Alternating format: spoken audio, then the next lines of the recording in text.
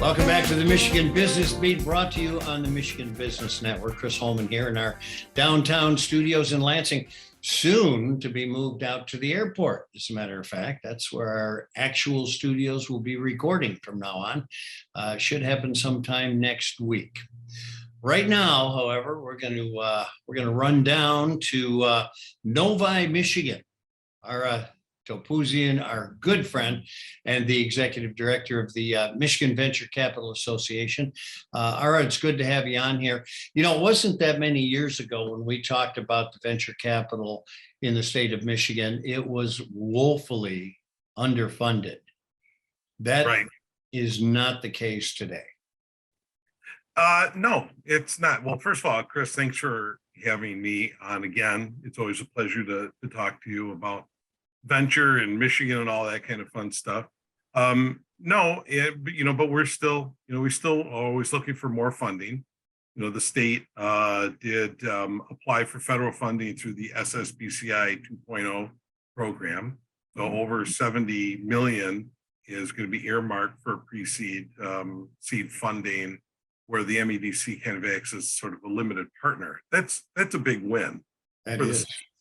So we're really excited to see when that, and venture firms are applying for that as we speak, and hopefully that all goes well, and the state can go and get some more money down the road from the feds to be able to kind of fund more entrepreneurs.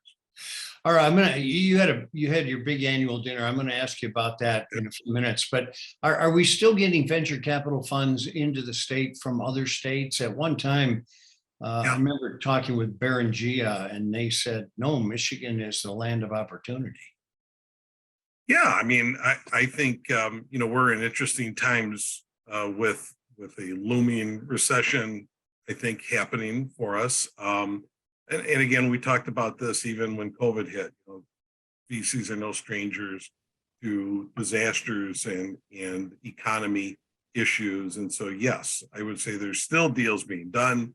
I think valuations have probably dropped a little bit, maybe become more normalized, and that helps too. In our last research report, Chris, we're calling Michigan the Middle Coast. So no longer are we that flyover state. Matter of fact, I don't even like using that terminology when we talk about Michigan.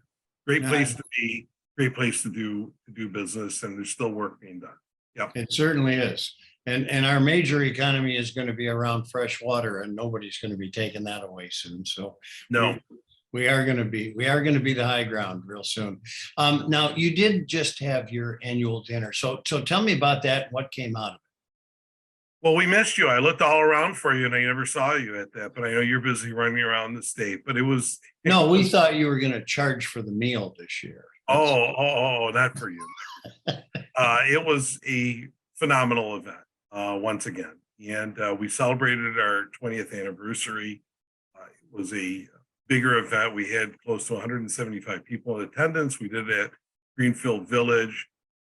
We had some additional awards this year that we haven't done in recent years. We also honored Sam Valenti, who was our Lifetime Achievement Award winner, and we also paid homage to Michael Finney, who longtime friend of Michigan Economic Development Community, who passed away earlier this year. Overall, a great evening to celebrate the success of not only the ecosystem, but certainly the entrepreneurs and MVCA's 20th anniversary.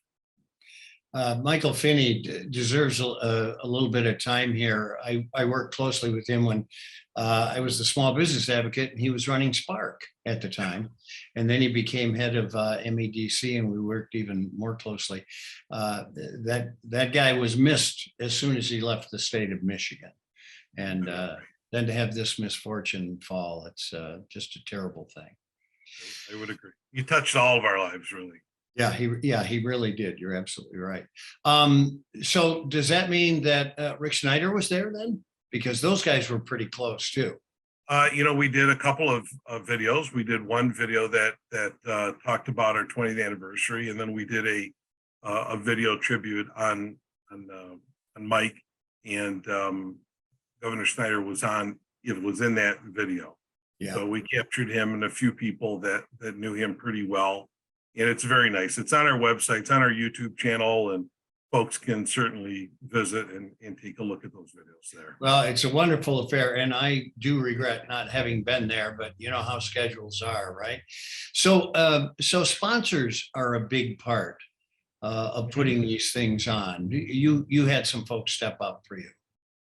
Well, the biggest one is probably GM Ventures really stood out this year for our 20th anniversary. It's not, you only get a 20th anniversary once. And so they really stood up and helped support our entire year with a lot of events. But we had a number of different sponsors, too numerous to name here, plus our service provider sponsors that join MVCA and then also benefit from the annual meeting. They could go to michiganvca.org to see who all those service providers are. And we're very fortunate to have them. We it's no hidden secret, without sponsorship, we couldn't do some of the stuff that we do. Well, I'll tell you what, you do an amazing job, and just getting that capital here in the state of Michigan and getting it distributed. We've got so many successes that have come from that.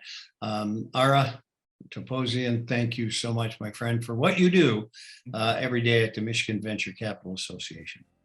Thanks, Chris. It's a pleasure to be here. Always good to see you, my friend. You've been watching the Michigan Business Beat on the Michigan Business Network. I'm Chris Holman. We'll be right back.